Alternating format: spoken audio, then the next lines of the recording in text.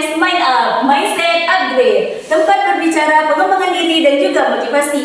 Tentunya di sini ditemani oleh saya, Intan Nadia sebagai host, dan juga saya akan panggilkan teman-teman saya sebagai narasumber. Silakan masuk.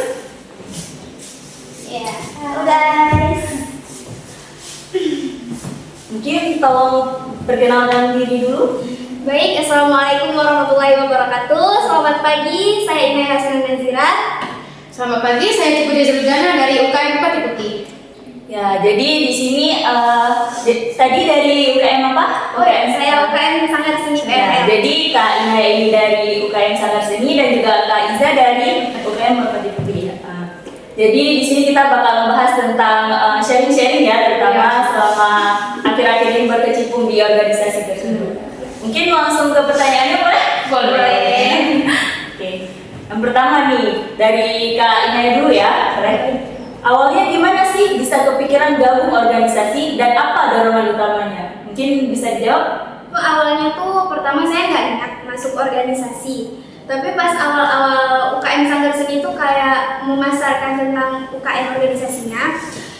Di situ diadakanlah acara namanya sharing terasi. Di situ kayak berbagi pengalaman, sharing tentang kreativitas antar orang yang ada di organisasi itu sama anak-anak Poltek yang punya bakat gitu.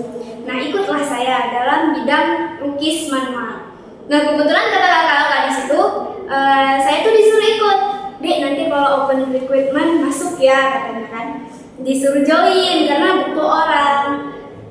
Dan akhirnya setelah mikir-mikir lagi, ambil juga. Berarti emang udah dinotis dari awal gitu ya? Ini ada bakat nih. Kalau misalnya dari Kak Iza gimana? Jadi awalnya kalau misalnya kami tuh awalnya memang udah ada basic silat ya. Kebetulan sebelum masuk Poltek mau ikut silat duluan. Nah, jadi kalau masuk ke Poltek tuh kebetulan ada beberapa yang kenalan yang memang dari silat juga. Terus emang dibilang kalau saya memang bisa dan punya bakat masuk aja. Jadi betul-betul ditarik masuk kayak gitu karena memang udah ada bakatnya. Berarti emang dipilih, oh kamu udah terbiasa nih di sini, Iya. masuk aja ke sini. Emang ini passion kamu. Passionnya masuk aja. Keren. Terus lanjut aja ya yang kedua. Di sini ada nggak sih pengalaman baru atau berkesan yang bikin kamu merasa beruntung nih aku udah masuk ke organisasi ini? Dari Kak Iza dulu mungkin? Banyak ya, maksudnya pas kita masuk tuh oh ini udah bener sih, maksudnya memang passion kita. Terus kemudian nambah pengalaman juga, relasi, begitu kita bagaimana cara manajemen emosi, habis itu organisasi juga, dan bagaimana kita tuh mau mengerti bagaimana cara mematahkan lawan atau bagaimana cara melindungi diri kita sendiri. Jadi banyak sekali bisa kita pelajari. Berarti pengalaman barunya lebih ke mengontrol emosi ya, Iya. yang sebelumnya nggak bisa terbendung nih, Iya. jadi bisa kita tahan gitu ya. Oh jadi gini triknya seperti itu ya. Benar. Tapi ngomong-ngomong soal organisasi nih ya, tau gak sih kalau Ija tuh dari dulu emang udah ngambil silat.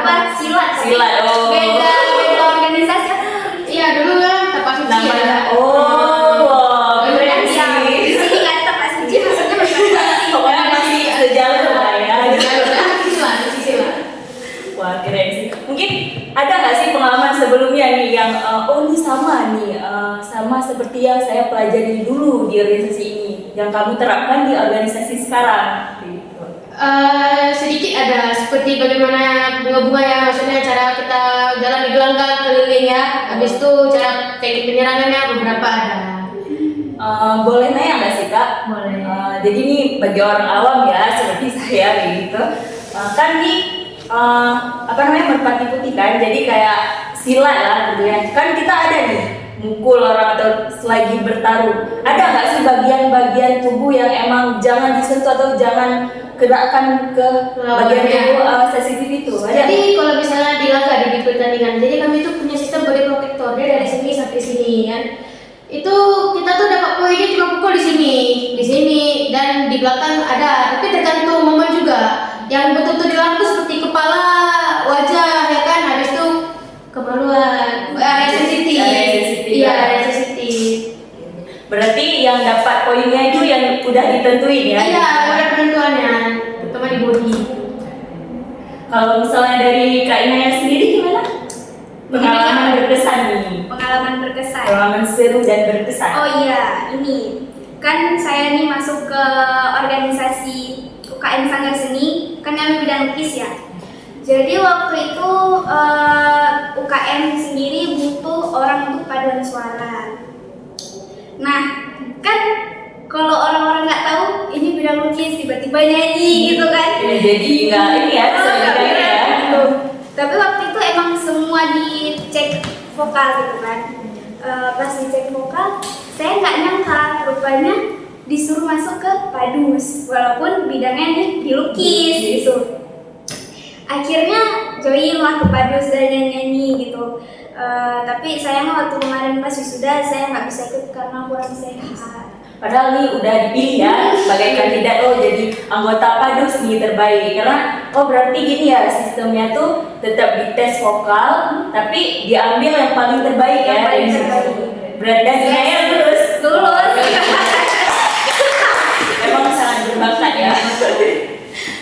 Oh ya, mau tanya juga nih Kak, kan lukis kan bidangnya. Sejauh ini sebelum kakak bergabung di organisasi Sanggar Seni, ada nggak sih organisasi yang khusus untuk melukis sebelumnya yang kakak berkecimpung? Kalau dari sekolah-sekolah sebelumnya ya nggak ada sih, makanya itu kenapa saya tertarik join ke UKM Sanggar Seni.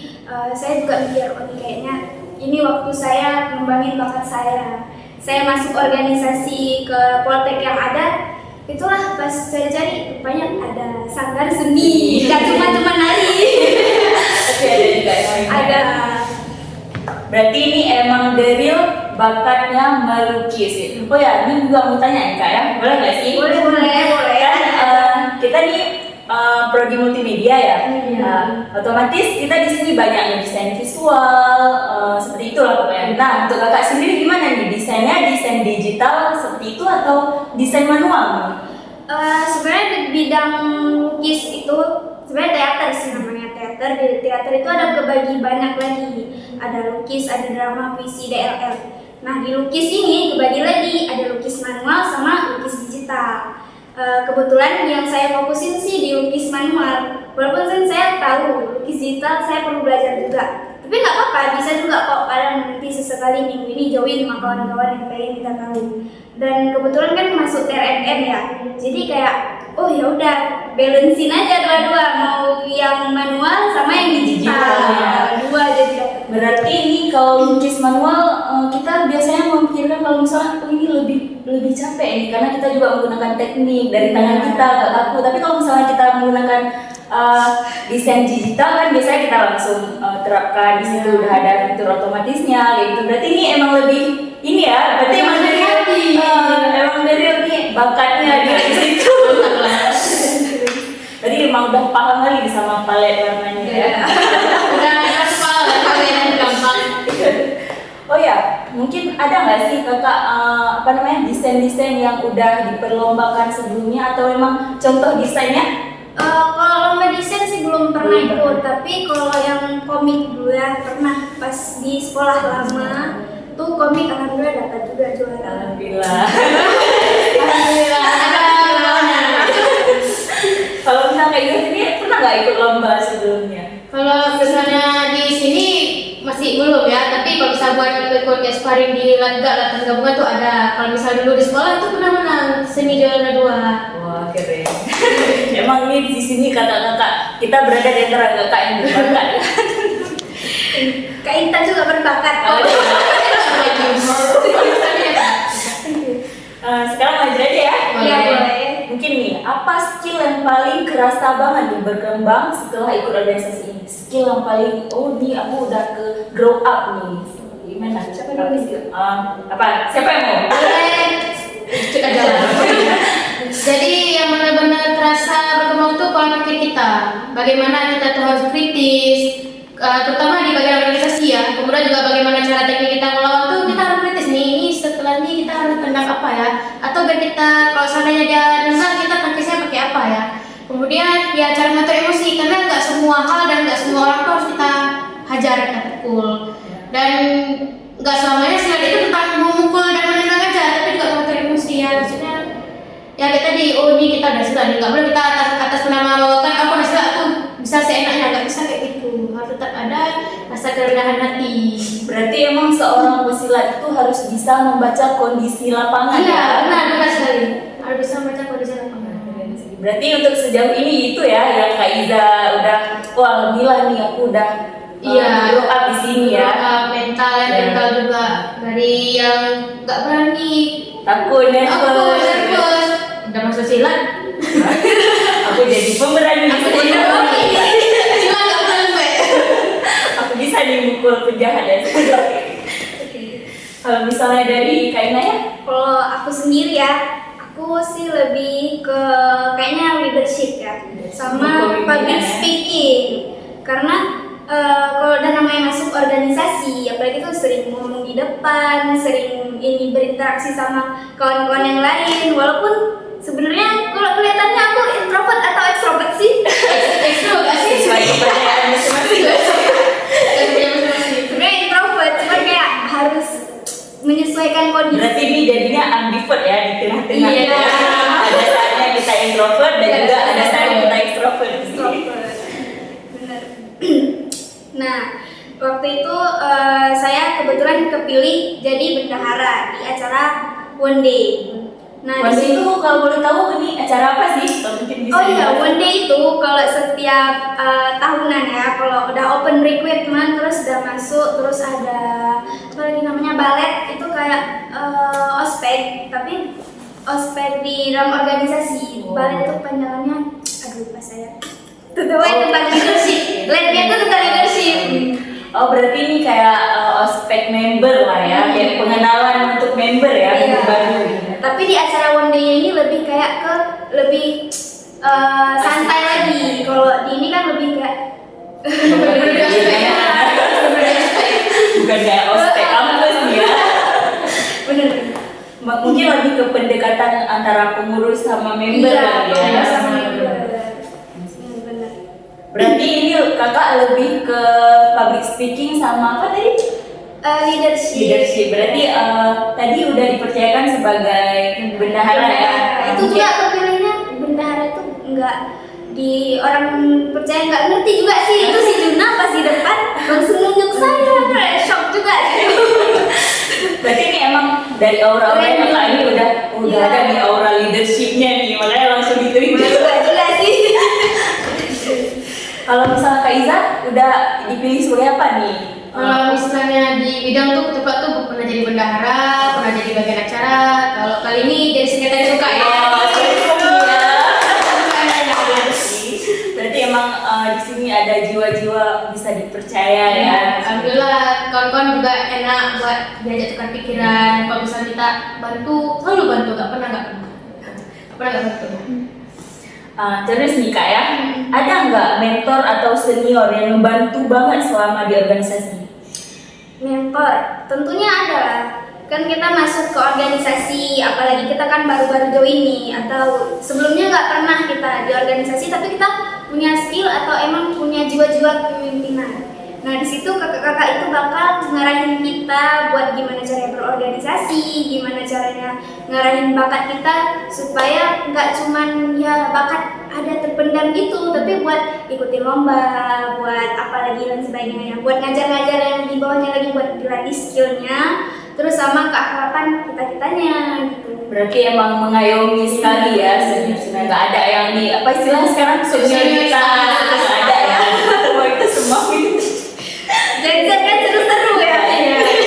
saling apa saling membantu ya. Kakak pelatih, kakak mentor dan juga member-member baru ya seperti itu. Kalau di Merpati Putih gimana nih Kak? Ada dong, sama juga. Maksudnya kita tuh benar-benar dipandu, benar-benar kita tuh dirangkul kayak abang sendiri, kayak kakak sendiri, kayak adik kita sendiri juga. Dari kita, misalnya seperti kita terluka gitu kan, itu dibantunya gimana yang sakit kayak gitu. Atau misalnya seperti kayak masalah kita leadership ya, nanti dibantu apa yang susah, harapnya di mana, ini dibantu, nanti dikasih tentuannya begitu. Pokoknya dibantu lah, nggak pernah hilang arah, sesat itu nggak pernah, selalu dibantu. Baik itu pelatih yang umurnya udah puluhan tahun, baik itu abang-abang senior kita, kakak-kakak senior kita, bahkan adik-adik kita aja mau bantu kita. Terutama di Merpati Putih itu bisa masuk orang luar seperti anak SMK, anak kampus lain kayak gitu. Jadi benar-benar bertukar pengalaman dan bertukar rasa, sedih senang di situ semua. Keren sih. Pokoknya masuk UKM tuh The best ya. harus join sih, kalian nggak join. Kita dapat selain kita dapat relasi, dapat keluarga juga, rasa keluarga. Keluargaan yang erat ya. Iya. Jadi rumah kedua nih lah. Benar. Oh ya nih Kak, dari tadi nih aku salvo nih sama logo dari Oh, dari iya. organisasi. Ini. Mungkin boleh ditunjukkan nih di Ini ya. Ya, ya. pamer dong. Ya. Ini apa? Ini UKM Sanggar Seni ada di Politeknik Negeri Losmawe dan juga nih Merpati putih. Merpati Putih. Jadi ini kayak bidang silat gitu ya teman-teman. Nah ini pertanyaan yang terakhir mungkin ya. buat Ya, Kakak. boleh. Cepat banget sih. Saya rasa. Kalau melihat jauh nih ke belakang, apa sih perubahan terbesar yang ada di diri kamu setelah aktif berorganisasi? Perubahan nih, oh yang aku rasakan ini, yang aku dapatkan di organisasi ini. Yang sebelumnya aku nggak pernah ngerasain ini. Gimana tuh Kak? Ditanya dulu. Oke, dulu. Perubahan terbesar. Perubahan ya. Ada sih yang awalnya dulu kan maba masih kayak diem-diem gitu, nggak berani apa-apa. Sekarang tuh kayak lebih mentalnya tuh lebih siap lagi. Ayo kamu berani Iya, gitu ya. baik kan sudah jadi mahasiswa, sudah sering-sering maju ke depan. Ya gini ngomong-ngomong di depan, Iya. di depan semua orang gitu kan. Harus bisa ngelatih mental sendiri walaupun aduh deg-deg gitu. Soalnya mulai aja deg-degan aja. Itu hal yang ini nggak sih kayak misalnya orang-orang biasa pun akan merasakan hal yang Iya. seperti itu ya. Makanya harus ngebiasain diri Ya, sih. bisa. Intinya itu berlatih ya, berlatih dengan giat ya. Iya benar. Kalau misalnya di Kaisa gimana? Perubahan yang dirasa tuh ya mental kita dari awalnya kita tuh nggak berani masuk ke depan, nggak berani bicara dan lembek lah misalnya. Semenjak masuk silat tuh dan dikasih kayak nasihat atau pendidikan organisasi lah, itu benar-benar berani ngomong di depan, mengambil keputusan, membayangkan resiko yang terjadi kalau misalnya kita tuh salah mengambil tindakan itu diperkirakan juga. Kira-kira berarti emang instingnya ya. Iya. yang dibuat ya. Oke sih Kak. Mungkin cukup sekian ya dari kami sharing-sharingnya. Semoga ini bermanfaat ya bagi teman-teman semua atau juga bagi maba-maba nih yang mau masuk politeknik nih. Oh udah Tunggu ada. ya. Tunggu ya. Udah ada satu Maupun karena basic. basic silat ataupun basic melukis masuk aja. Nanti ajarin di sana. Mungkin cukup sekian ya Kak. Iya. Coba kami dulu nih dari narasumbernya gimana? Baik, assalamualaikum warahmatullahi wabarakatuh. Dadah. Dan juga ini dari aku sendiri sebagai host, Intan Nadia juga pamit. Semoga kalau ada kesalahan kami mohon maaf sebesar-besarnya. Sampai jumpa di the next video. Bye bye. Assalamualaikum warahmatullahi wabarakatuh.